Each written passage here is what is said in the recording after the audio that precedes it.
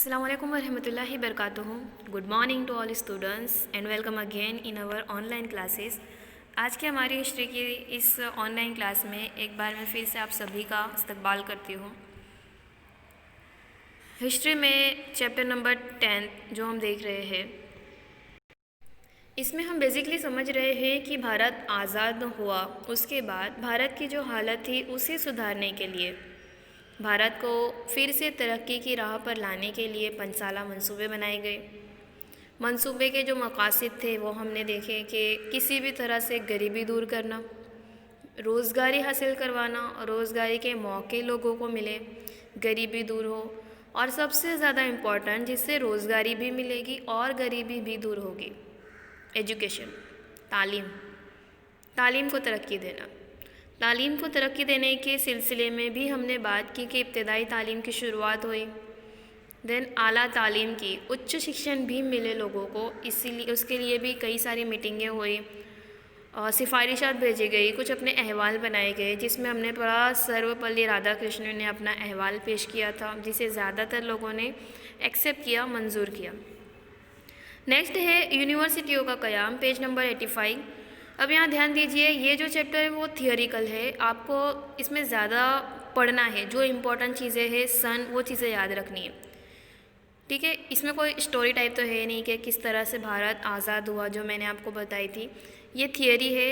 जब तक कि आप इसको बुक में नहीं समझोगे, जो इम्पोर्टेंस है उसे अंडरलाइन नहीं करोगे, तब तक कि आपको कॉन्सेप्ट समझ नहीं आएगा। थियोरी में देखना है आपको, जो भी इम्पोर्टेंट चीज़ें उसे अंडरलाइन करना है। सो प्लीज़ बेटर होगा कि आप जब भी वीडियो को देखो तो बुक अपने सामने रखो और 1 बाय 1 जो लाइन है उसको समझो, ठीक है। यूनिवर्सिटियों का क़याम, अभी हमने देखा कि इब्तदाई तालीम की शुरुआत हुई थी, ज़रूरी नहीं कि उसमें 101% तरक्की हो गई थी। इब्तदाई तालीम में भी हमने देखा कि कई सारे बच्चे स्कूल से ड्रॉप आउट कर रहे थे, मतलब स्कूल से पूरी पढ़ाई कंप्लीट किए बिना जा रहे थे, मजबूरी की तहत, कोई ना कोई मजबूरी की वजह से एजुकेशन का लेवल उतना नहीं बढ़ रहा था जितनी हमें ज़रूरत थी, जितनी तरक्की होनी चाहिए थी। फिर भी आला तालीम को तरक्की मिली, यूनिवर्सिटियों का क़याम हुआ ताकि लोग अपना एजुकेशन पूरा हासिल कर सके, कोई ना कोई रीज़न से उन्हें पढ़ाई ना छोड़नी पड़े, इसीलिए यूनिवर्सिटियों का भी तरक्की हुई, क़याम हुआ। आज़ादी के बाद यूनिवर्सिटियों का क़याम तेज़ी से अमल पजीर हुआ।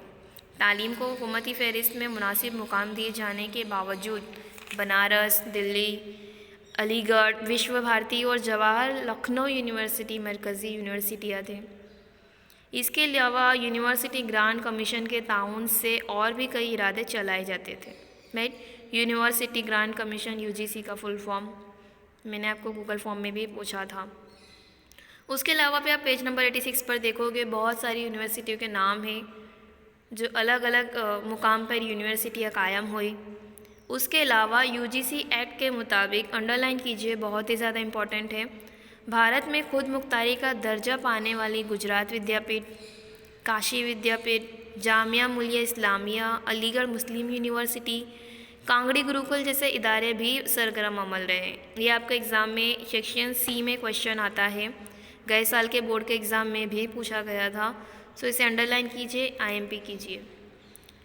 यूनिवर्सिटी का क़याम हुआ, उसके बाद टेक्निकल और आईआईटी, ये चीज़ों का भी, इसमें भी तरक्की हासिल हुई। तालीमी इदारों में मियार की इस्लाह हो और भारतीय यूनिवर्सिटियों में एकेडमिक तालीमात और तहकीकात के ज़िमन में बैनुल अक़वामी मियार के मुताबिक ही मियार क़ायम हो, इस गर्ज से कोठारी कमीशन ने कुछ सिफारिशात पेश की थी और उसी के मुताबिक एक आईआईटी और ज़रई यूनिवर्सिटी को भी शामिल किया गया।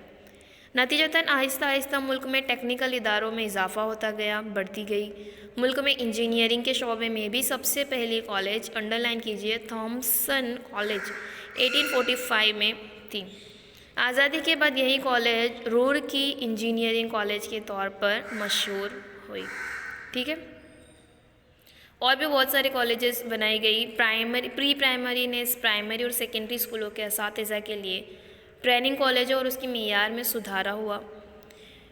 आपको पता होगा कि टीचर्स के लिए भी पहले एक पर्टिकुलर कोर्स होता है, ट्रेनिंग कॉलेजेस होती है, जिसमें टीचर्स किस तरह से बच्चे को पढ़ाए, उनकी मेंटेलिटी किस तरह से समझे और उन्हें उस तरीके से ट्रीट करे, ये सारी चीज़ें सिखाई जाती है।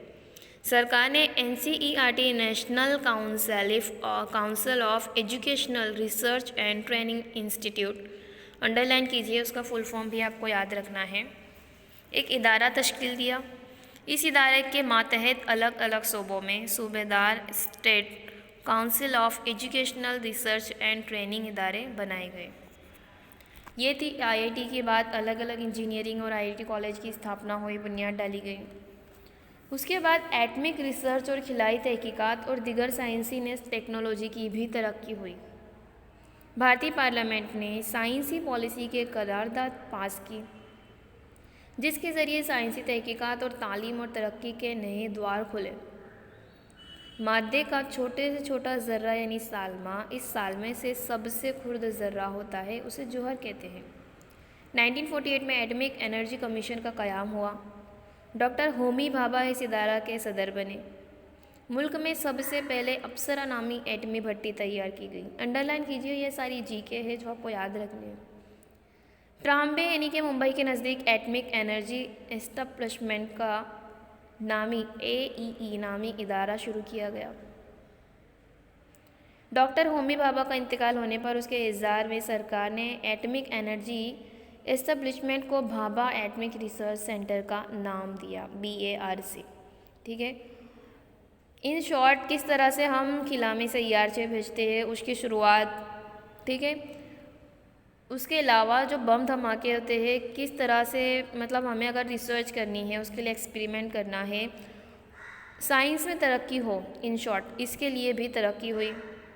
इसके लिए जो हमारे खिला में सैयारचे भेजे गए, जो हमें इंफॉर्मेशन मिलती है, उसके लिए भी अगर आपको बखूबी से सही तरीके से समझना है तो आप मिशन मंगल मूवी है, उसे आप देख सकते हो।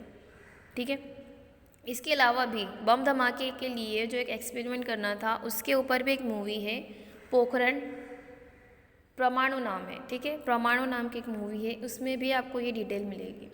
ये सारे हिस्टोरिकल बेस्ड है मूवीज़, इसीलिए मैं आपको सजेस्ट कर रही हूँ। ठीक है, कुछ चीज़ें हैं, कुछ मूवीज़ ऐसे हैं जिससे हम इंफॉर्मेशन एजुकेशन के लेवल पर हासिल करते हैं, तो वो हम हासिल कर सकते हैं। ठीक है, पेज नंबर 87 पर आपको मिलेगा कि भारत ने राजस्थान के पोखरण में पहला एटमी धमाका किया था, वो भी 1974 में। इसे अंडरलाइन कीजिए, सवाल 1 मार्क्स में या फिर MCQs में आता है कि राजस्थान के कौन से इलाके में पहला बम धमाका एटमी धमाका हुआ था, उसका नाम है पोखरण। ओके, इसके अलावा पैगाम रसानी और इंफॉर्मेशन टेक्नोलॉजी, इसमें भी अच्छी खासी तरक्की हुई।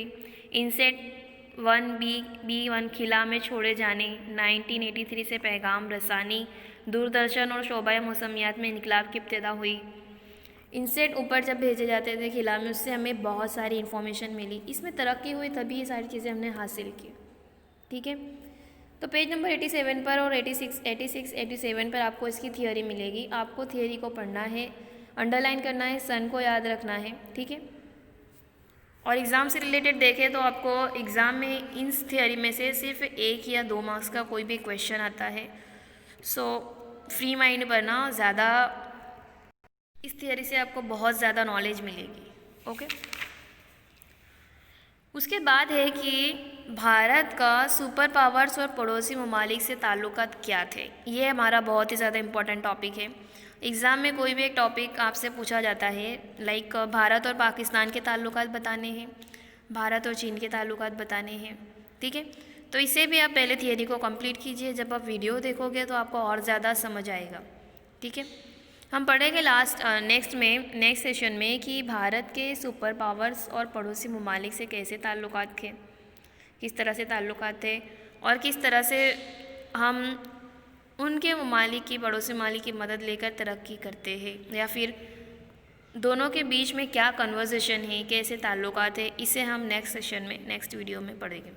ठीक है, आज की इस वीडियो में सिंपल ही है, आपको कुछ थियरी है उसको पढ़ना है, और जितने भी इंपॉर्टेंस पॉइंट है उसे सिर्फ और सिर्फ नोट डाउन करने हैं। ठीक है, और दूसरी एक खास बात, आपके जितने संख्या है, जितने स्टूडेंट हैं, उसके मुकाबले में आप वीडियो बहुत ही ज़्यादा कम व्यूज़ होते हैं। इसका डायरेक्टली मतलब ये होता है कि कई सारे स्टूडेंट्स ऐसे हैं जो ऑनलाइन वीडियोस, ऑनलाइन एजुकेशन को अभी भी इलीगल समझ के या फिर उसको ज़्यादा इम्पोर्टेंस नहीं देकर वीडियो नहीं देख रहे हैं। सो आप इस बात को ध्यान रखिए कि स्कूलें बंद है लेकिन एजुकेशन नहीं। और अगर एजुकेशन आपका शुरू है, जाहिर सी बात है कि आपके एग्ज़ाम भी होंगे, और आपके एग्ज़ाम हो गए, आप एग्ज़ाम दोगे, आप जब पढ़ोगे, तब जब आप सारी वीडियोस देखोगे तभी आपकी प्री प्रिपरेशन थोड़ी बहुत होगी। 101% तो आपको वीडियोस के ज़रिए नहीं समझ आएगा, ये बात हम भी समझते हैं, लेकिन ये आपके ऊपर डिपेंड है कि आप कितना सीरियसली होकर, आप कितना अवेयर होकर वीडियो को देख रहे हैं। ठीक है, बहुत सारे एग्ज़ामिनेशन की जो तैयारी होती है ये ऑनलाइन ही करवाई जाती है। लाइक जो बड़े बड़े लेवल पे एग्ज़ाम होती है, UPSC, DSSB, CTET, super TET, ये सारी जो एग्ज़ाम होती है बड़े बड़े लेवल की, उसमें भी कई सारे ऑनलाइन वीडियोस देखकर ही लोग पास होते हैं। ठीक है, तो ज़रूरत है हमें मेंटालिटी की, अवेयरनेस की, सीरियस बनो एजुकेशन से रिलेटेड। आप पहले से मेंटालिटी मत बनाओ कि आपको ऑनलाइन वीडियोस देख के ऐसे भी कुछ समझ नहीं आएगा। मेंटालिटी ये बनाओ कि आप वीडियो देखकर, एटलीस्ट आप स्कूल नहीं जा रहे हो, वीडियोस में तो आप रिपीट करके भी देख सकते हो। ठीक है, जितना भी आप कर सकते हो उतना कीजिए, ताकि बोर्ड के एग्ज़ाम के वक्त आपने थोड़ा बहुत याद किया हो, वही चीज़ आपके लिए मददगार साबित होगी।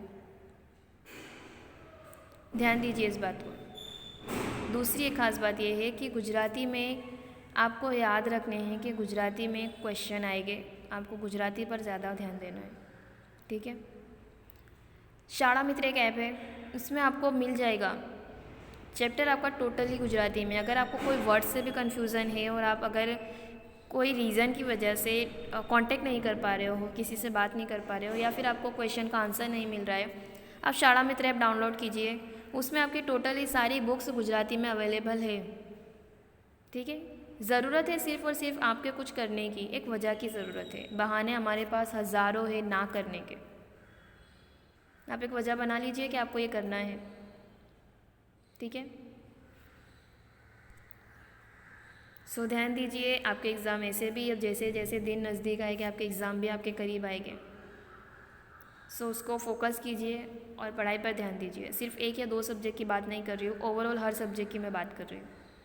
Thank you.